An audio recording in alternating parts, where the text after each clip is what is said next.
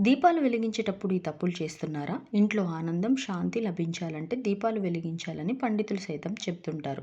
పూజ గదిలో ఎల్లప్పుడూ మంచి దీపాన్నే వెలిగించాలి. విరిగిన దీపాన్ని ఎట్టి పరిస్థితుల్లో ఉపయోగించకూడదు. మురికిగా ఉన్న దీపాలను వాడరాదు. దీపాలను శుభ్రంగా కడిగిన తర్వాతే దీపాలు వెలిగించాలి. నెయ్యితో వెలిగించే దీపానికి దూది వత్తిని ఉపయోగిస్తే మంచిది.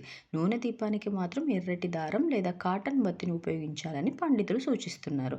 ఇక చాలామంది పూజ గదిలో కేవలం ఉదయం మాత్రమే దీపాన్ని వెలిగిస్తుంటారు. అయితే సాయంత్రం కూడా దీపం వెలిగించడం మంచిదని పండితులు చెబుతున్నారు.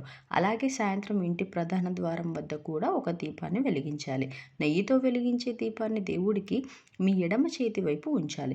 అలాగే నూనె దీపాన్ని మీ కుడి చేతి వైపు ఉంచాలని పండితులు చెప్తున్నారు. మనలో చాలామంది ఒక దీపాన్ని వెలిగించిన తర్వాత అదే దీపంతో మరో దీపాన్ని వెలిగిస్తుంటారు. అయితే ఇలా ఎట్టి పరిస్థితుల్లో చేయకూడదు. ఇలా చేస్తే వ్యక్తి అప్పుల బారిన పడతారు.